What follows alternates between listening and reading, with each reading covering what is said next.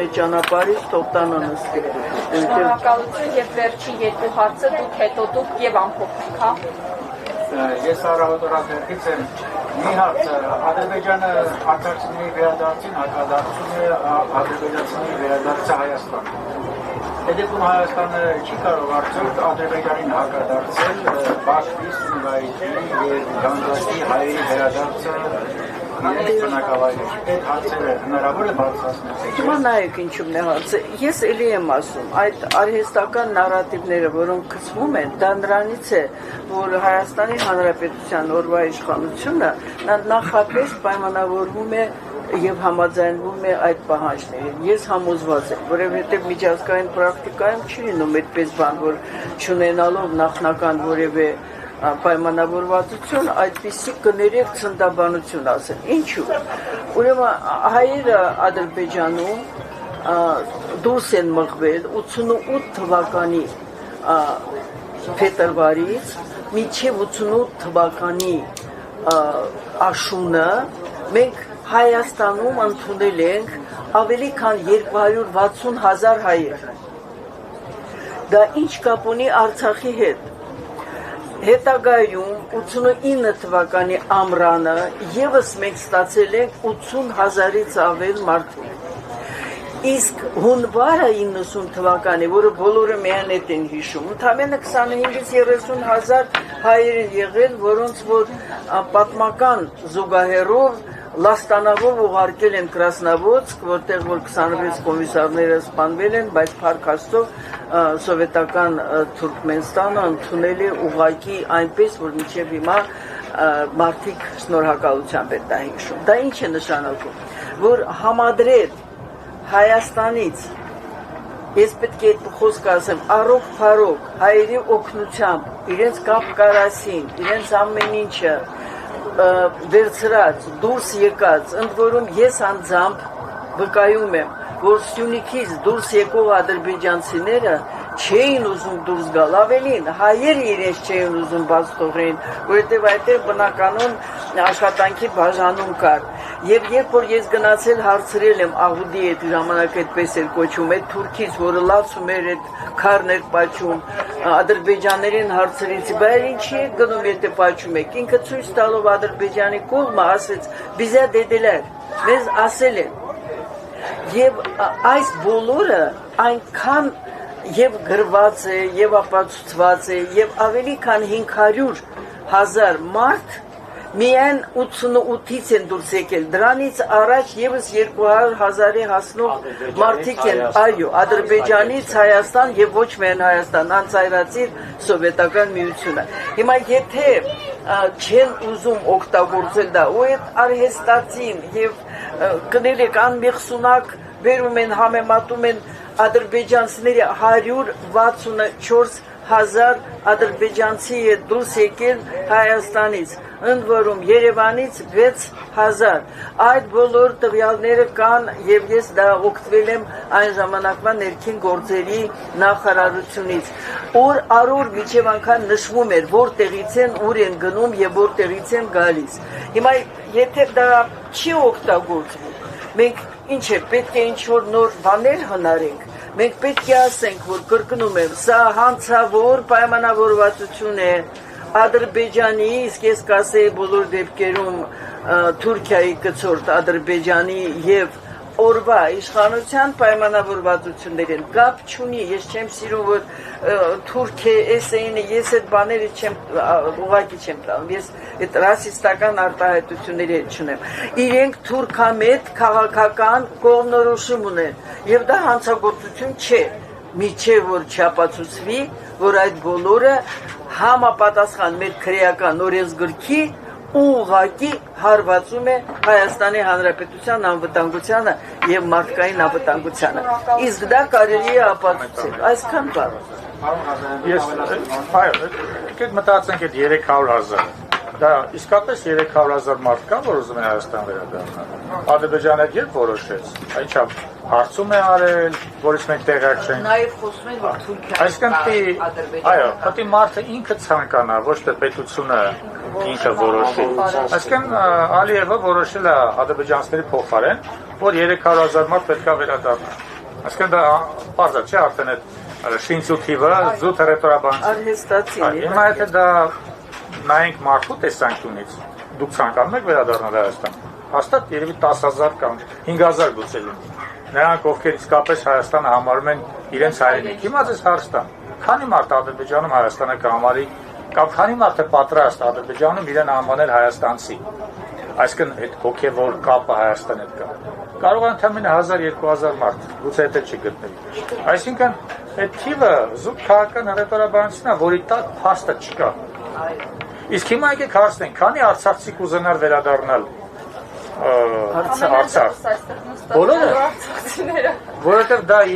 30 տարի առաջ չի եղել։ Այո, դա եղել է այնտեղ սոցհարցումներով արտահայտել է, որ Արցախ վերադարձը իր համար առաջնահերթություն է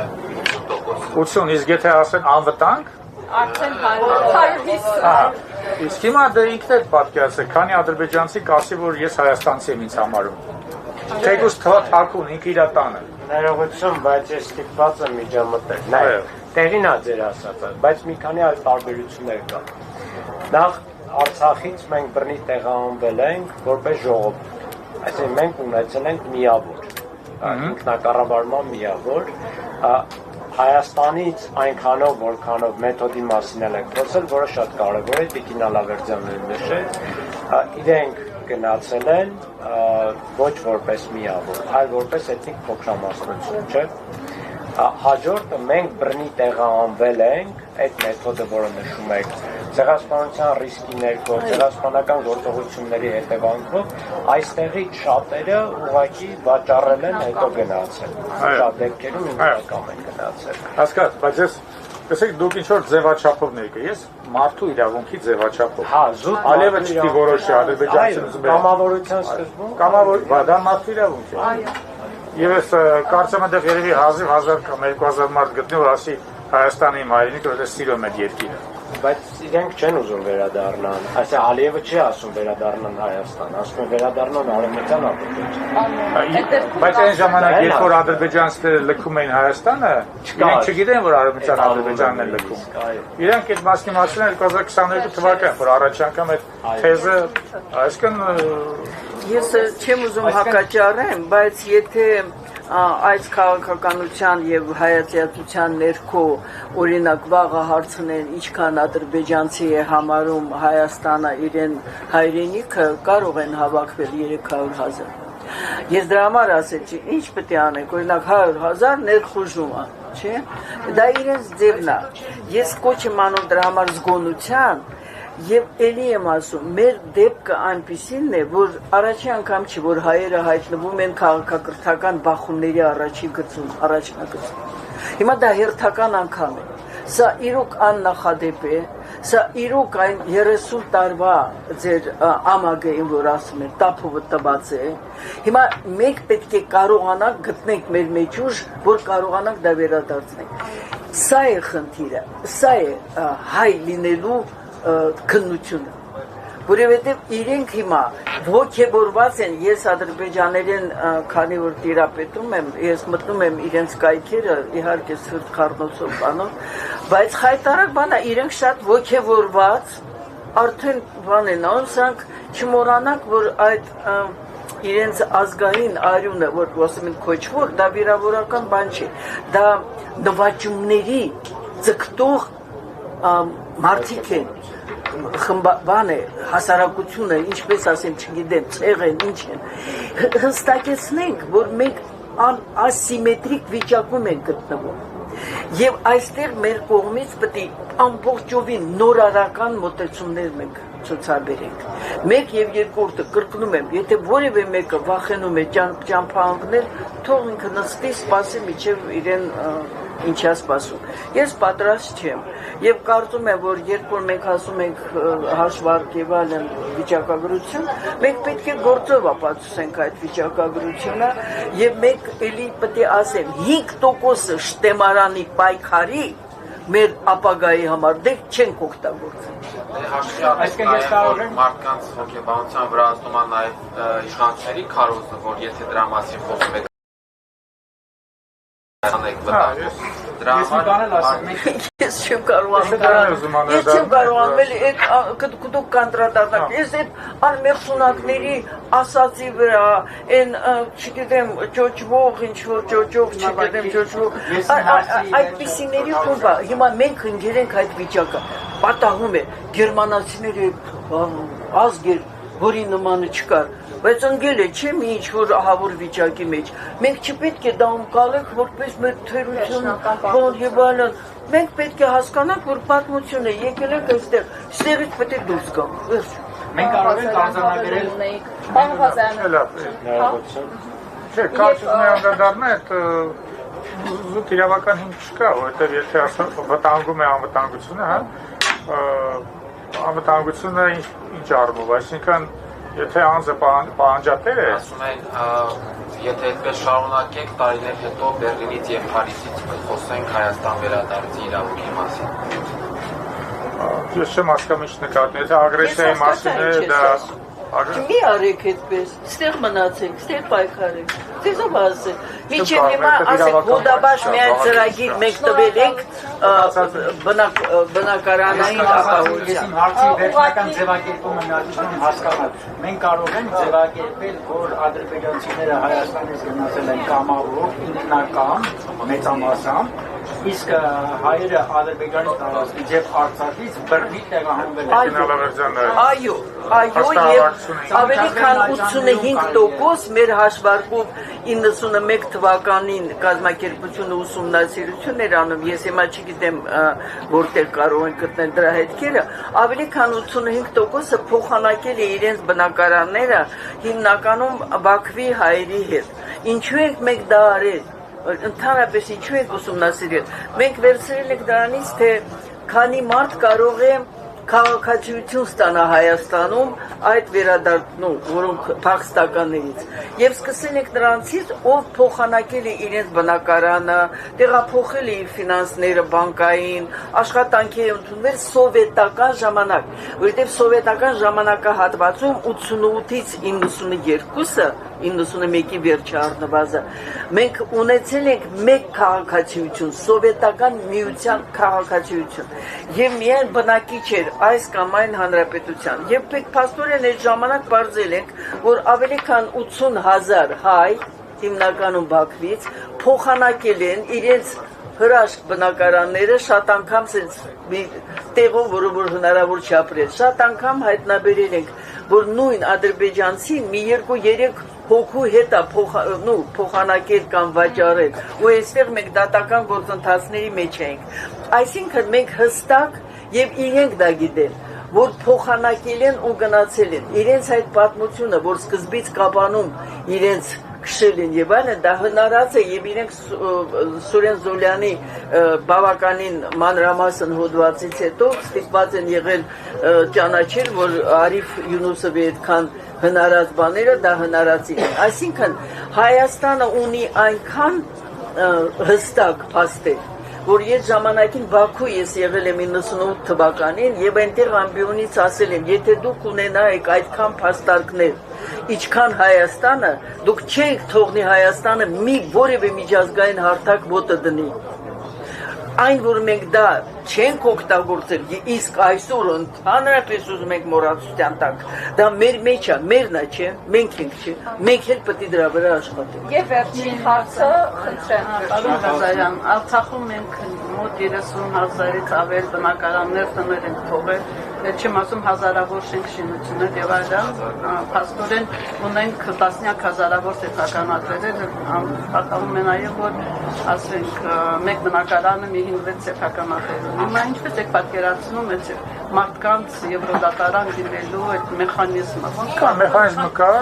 ամեն օր աշխատանքային խմբերը աշխատում են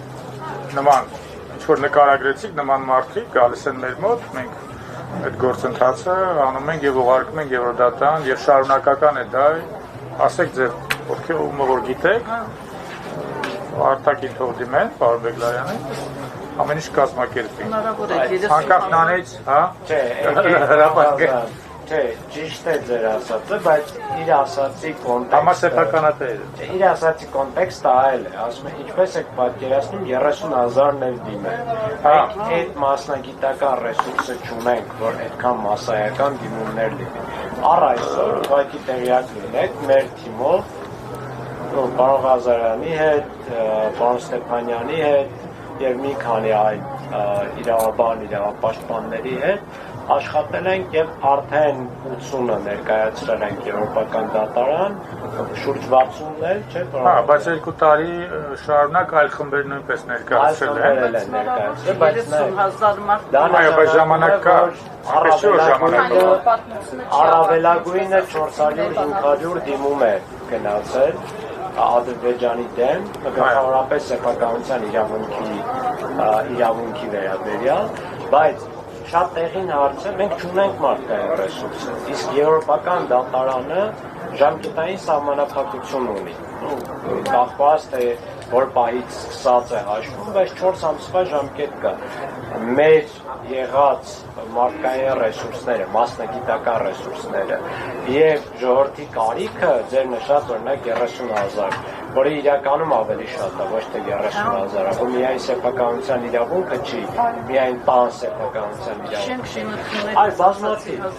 բազմաթիվ, այսինքն արդյունքում եթե հանկարծ Հայաստանի Հանրապետությունը միջպետական գանգատներից հրաժարվեց, որոնք նաև 4-ը կան եվրոպական դատարանում, որոնք փակում են նաև մեր սեփականության իրավունքը, բազմաթիվ այլ իրավունքներ,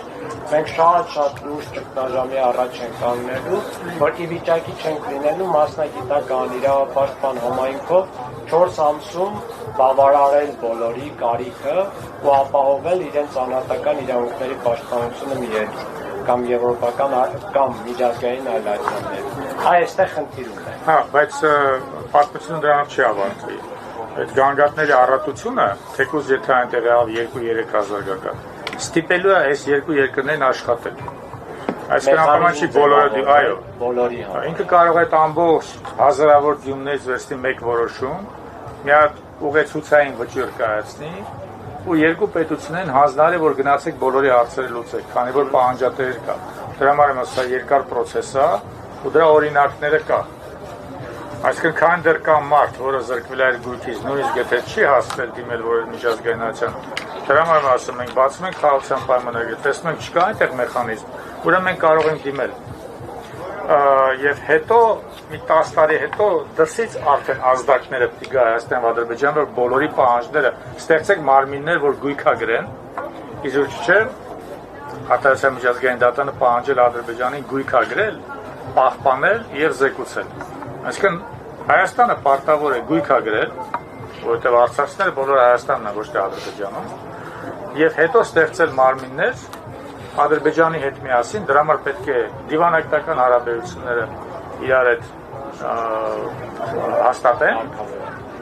Եթե այս պայմանագիրը ընդհանրապես դեկլարատիվ է, հետագայում պետք է ավելի մանրամասը մեխանիզմներ մշակվեն, որից երկու երկրները իրենք աշխատեն։ Եվ այստեղ միջազգային ներկայությամբ մի լրացում ավելի պարզ ասեմ, 40,000 մարդ ապայման չի բոլորը հաթաթ դիմեն, որ իրենց բնակարանը հետ ստանան, բայց այդ դիմումների առածությունը պետք է միջազգային իրավունքում առաջնայինը սովորաբար պետությունն է, ոչ թե միջազգային ացիան։ Բայց պետությունը ոսի տեղից շարժվի միջազգային ացիան կողմից պետք է լինի ազդակ։ Հիմա այս երկու երկրները չեն շարժվում իրար տեղից։ Իրանք դեռ այլ բաներով են, այլ խնդիրներով են զբաղված։ Բայց կարող է իրավիճակը այլ լինի 5 տարի հետո։ Բայց մենք պետք է հիմա դիմենք, ֆիքսենք այդ իրավիճակը, որ 5 տարի հետո օգտագործենք։ Միտքը դրանում է։ Պարոն Ղազարյան, մի բան, քանի որ ենթադրում եմ լրատվամիջոցներն էլ լուսաբանում են, սա նշանակում է, որ մեր հայրենակիցները, որոնք հանկարծ չկարողանան դիմել միջազգային ատյանների, միևնույն է նախ չպետք է հույսը կտրեն վերադարձի, երկրորդ չպետք է հույսը կտրեն փոխհատուցման, հետևաբար պետք է փաստաթղթերը պահեն։ Այո։ Այս միտումներ կա, որ մարդիկ հույսը կտրում են, փաստաթղթերը կարող է դեն նետեն կամ տան ուրիշների եւ այլն։ Եվ եւս մեկ բան, բնօրինակ փաստաթղթերը որևէ մեկին չպետք է տան, այդ դրում պետական մարմիններ։ բնօրինակ հաստատությունները պետք է պահել իրենց մոտ, իհարկե պատճեններն էլ լուսանկարած կարելի է պահել, սրանք ընթացքում պետք են գալու, հաստատ պետք են գալու, ու այդ ուղղությամբ մենք աշխատում ենք։ Շնորհակալություն պարոն Բեգլարյան, շնորհակալություն հայտնենք մեր բանախոսներին Արցախ